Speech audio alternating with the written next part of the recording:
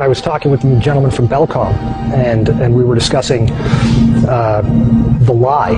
Everything he was telling me was different from what we were being told was the truth.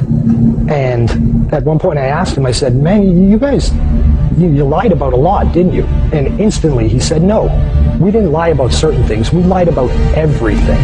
None of it was true. I really don't think people realize how deep the lie goes. Space, the final frontier. Space may be the final frontier, but it's made in a Hollywood basement. The Vector, NASA's official logo. If you've ever looked at NASA's official logo, both their official insignia and their official seal, you'll see that the most prominent object in the seal is a red swooshing object. They call that the Chevron or the Vector. If you ask NASA's Public Affairs Office, this symbology is featured so heavily in their insignia and seal, they'll give you what really amounts to the standard facile cover story for the unilluminated. They'll tell you that that is a representation of a hypersonic wing design from the 1950s, which was the time the logo was created. Not exactly the case. Someone might want to ask the Russian Federal Space Agency, Roscosmos, that was formed in 1992, why they chose that same logo.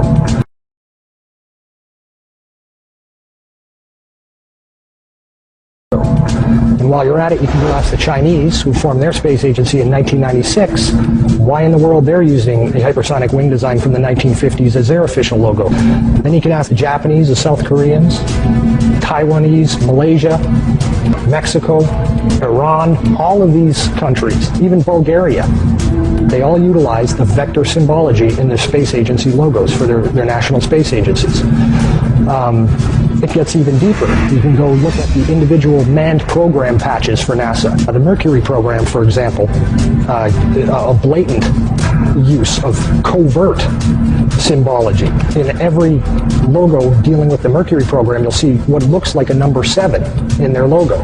And again, NASA's official story is that they put this number 7 there so that they could pay homage to the original 7 Mercury astronauts. Kind of forgetting the fact that only 6 Mercury astronauts actually flew into space, because number 7 never did. Deke Slayton had a heart problem, so he didn't get to go up. So there were only 6 Mercury astronauts. Yet there's a 7 in every single logo. That's in the official mission or official program insignia for Mercury, as well as the 6 individual mission patches carry this logo. And it carries on to the Space Shuttle program.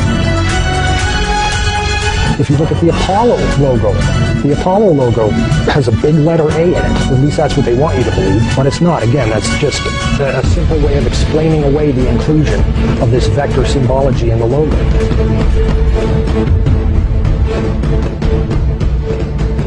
If you go to the Space Shuttle program, the original Space Shuttle STS program patch is a triangular patch that, again, hides the use of the chevronic vector symbology. And that also goes for many of the STS-specific mission patches. Every single one of the International Space Station expedition patches carry the vector symbology. The Russian Mir Space Station used the vector symbology. That was their official logo. You can even go deeper and look at military-industrial complex companies. Look at the logo on a company like Lockheed Martin, 2 vectors. The X-Prize logo, Ames Research Labs, U.S. Space Command. When you get into the military realm, the United States Space Command, their official logo is the vector symbol. And when you look at the military's individual space-specific programs, all of them deal with vector symbology in their official insignias. And the question really becomes, who or what are these people paying homage to? And the truth, quite frankly, is out of this world.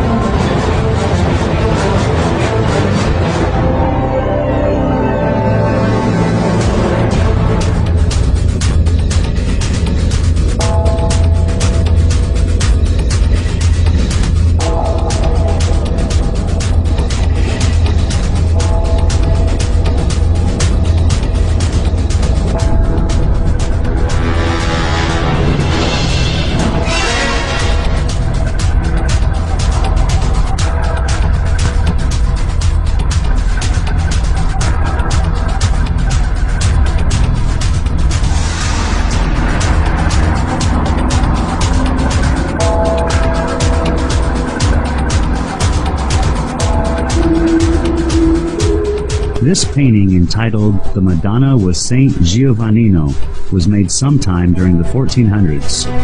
The artist's name is not known, but at first glance you can notice a UFO shape in the sky to the right side of the Madonna. If you were to see the original full-size painting, you would see the object clearly.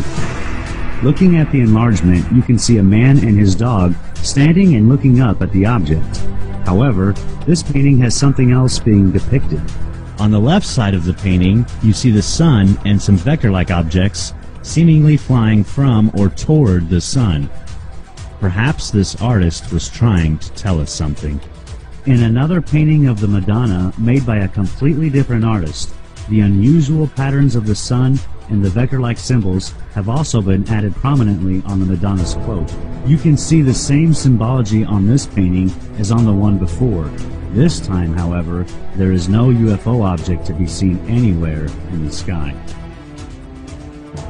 This footage was taken over Mexico City in 2002. There were many other videos and photographs taken of this same type of object, clearly resembling the shapes as seen on the visor of the astronaut, on the moon, and depicted in the 14th century paintings of the Madonna and Child. There is probably a larger story behind the vectors, but it is very unusual this symbology has been adapted by all the United States and foreign space agencies, especially enemies like Iran.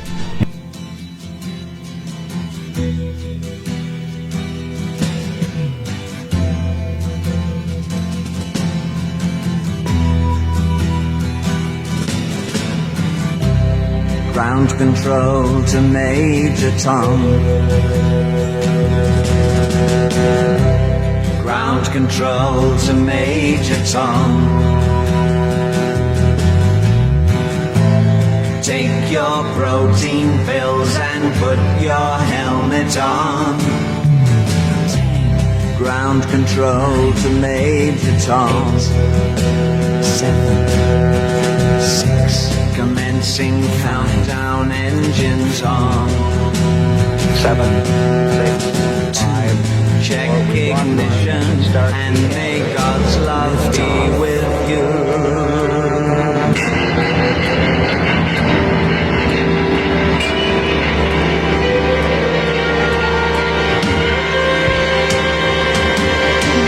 This is ground control to Major Tom.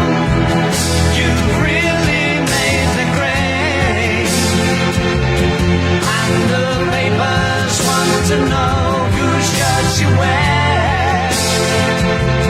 Now it's time to leave the capsule if you dare.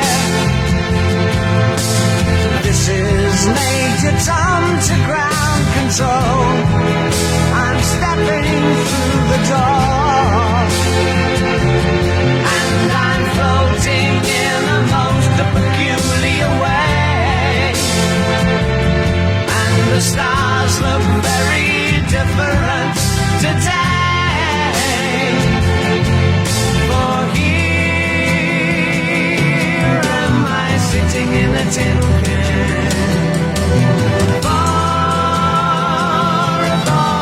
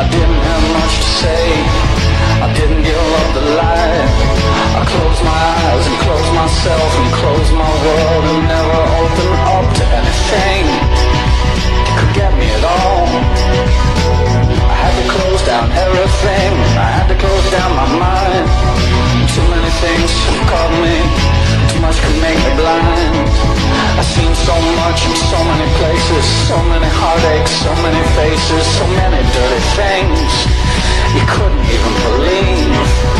I would stand in line for this. It's always good in life for this.